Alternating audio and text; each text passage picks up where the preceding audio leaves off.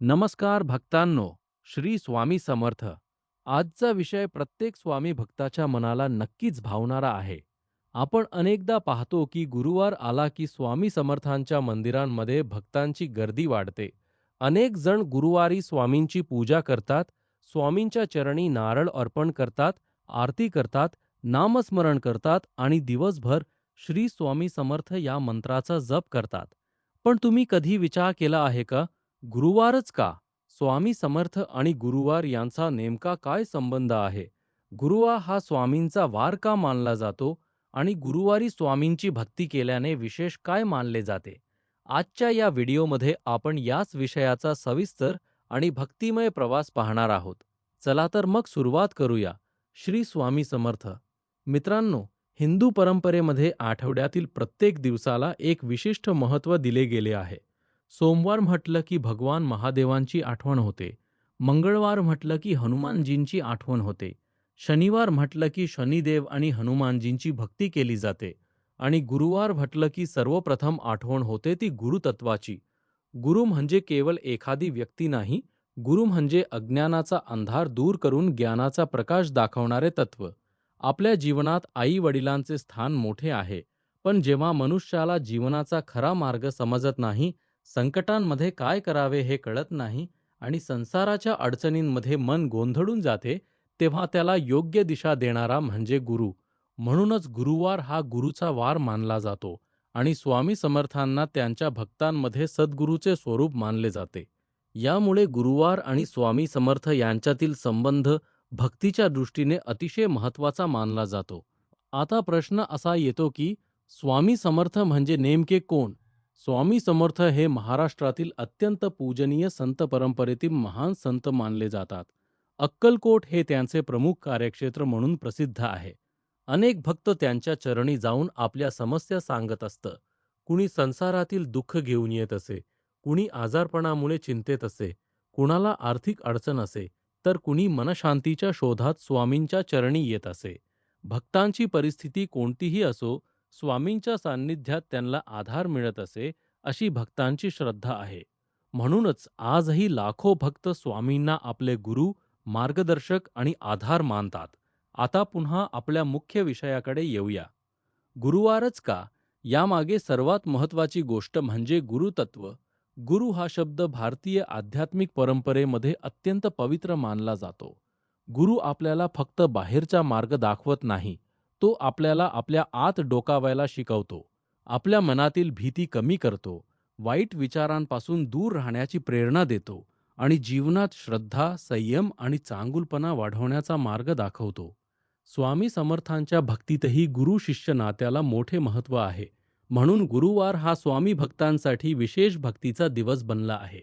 अनेक भक्त गुरुवारी सकाळी लवकर उठतात, घर स्वच्छ करतात, देवघरात दिवा लावतात, स्वामींच्या प्रतिमेसमोर अगरबत्ती लावतात, फुले अर्पण करतात आणि मनापासून म्हणतात, श्री स्वामी समर्थ. मित्रांनो, या नामातच भक्ताला एक वेगळी शक्ती जाणवते, अशी श्रद्धा आहे. पण इथे एक महत्त्वाची गोष्ट लक्षात घ्या.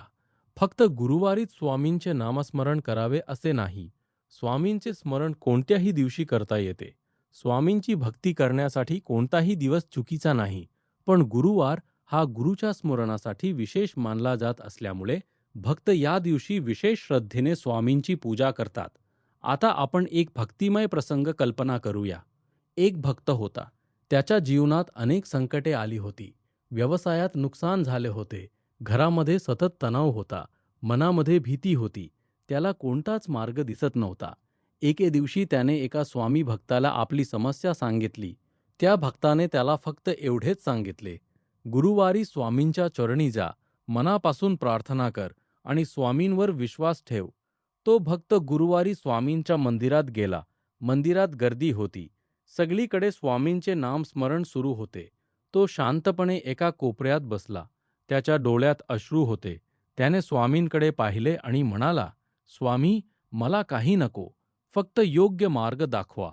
ही प्रार्थना करून तो काही वेळ शांत बसला.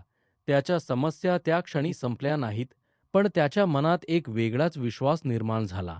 त्याला वाटले, मी एकटा नाही, माझ्या पाठीशी माझे गुरु आहेत. मित्रांनो, भक्तीचा खरा अर्थ कदाचित हाच आहे.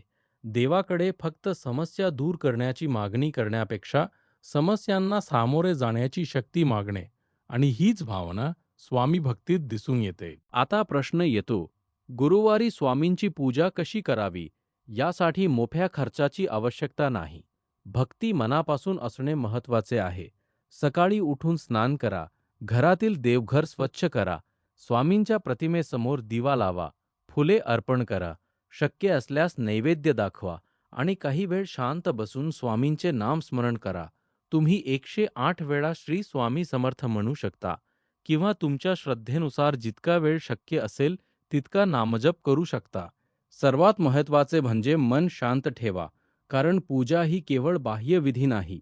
पूजा म्हणजे आपल्या मनाला चांगल्या विचारांकडे वळवणे. आता आणखी एक महत्त्वाची गोष्ट, काही भक्त गुरुवारी उपवास करतात, काही जण मंदिरात जातात, काही जण स्वामींची आरती करतात, काही जण स्वामींचे चरित्र वाचतात, तर काही जण गरजू व्यक्तीला अन्नदान करतात. या सर्व गोष्टी भक्तीच्या वेगवेगळ्या पद्धती आहेत. पण कोणतीही गोष्ट करताना अंधश्रद्धेपेक्षा श्रद्धा, सदाचार आणि चांगले आचरण महत्त्वाचे आहे. स्वामींचे नाव घेऊन दुसऱ्याला त्रास देणे आणि त्याच वेळी पूजा करणे याला भक्ती म्हणता येणार नाही. खरी स्वामी भक्ती म्हणजे दुसऱ्याला मदत करणे, गरजू व्यक्तीला अन्न देणे, वृद्धांचा आदर करणे, आई-वडिलांचा सन्मान करणे, खोटे बोलणे टाळणे, वाईट सवयींपासून दूर राहणे आणि सर्वात महत्त्वाचे म्हणजे मनात श्रद्धा ठेवणे. म्हणून गुरुवार हा केवळ पूजा करण्याचा दिवस नसून स्वतःमध्ये चांगला बदल करण्याचा दिवसही बनू शकतो. आता अनेक भक्तांच्या मनात आणखी एक प्रश्न असतो, गुरुवारी स्वामींचे नामस्मरण केल्याने इच्छा पूर्ण होतात का? याबाबत प्रत्येकाची श्रद्धा वेगळी असू शकते. अनेक भक्तांचा अनुभव असा असतो की स्वामींचे नामस्मरण केल्यामुळे त्यांना संकटांच्या काळात मानसिक आधार, धैर्य आणि आशा मिळते. पण आपण कोणतीही गोष्ट हमखास चमत्कार घडेल अशा पद्धतीने सांगू नये. भक्ती म्हणजे देवाशी केलेला विश्वासाचा संबंध.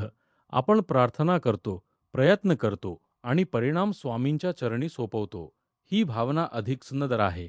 मित्रांनो, कधी-कधी आपल्या आयुष्यात अशी परिस्थिती येते की सगळे मार्ग बंद झाले आहेत असे वाटते. आपण अनेक लोकांकडे मदत मागतो. काही मदत करतात, काही नाही करत. कधी पैसा कमी पडतो, कधी नाती दूर जातात, कधी मन खचते. अशा वेळी मनाला आधार देणारी गोष्ट म्हणजे श्रद्धा आणि स्वामी भक्तांसाठी ही श्रद्धा अनेकदा एका वाक्यात व्यक्त होते. भिऊ नकोस, मी तुझ्या पाठीशी आहे. हे वाक्य स्वामी भक्तांमध्ये अत्यंत लोकप्रिय आहे आणि स्वामींवरील विश्वासाचे प्रतीक मानले जाते. जेव्हा भक्त हे शब्द ऐकतो, तेव्हा त्याच्या मनाला धीर मिळतो. त्याला वाटते, परिस्थिती कितीही कठीण असली तरी मी प्रयत्न करणार. यामुळे गुरुवारचा दिवस अनेक भक्तांसाठी आशेचा दिवस बनतो.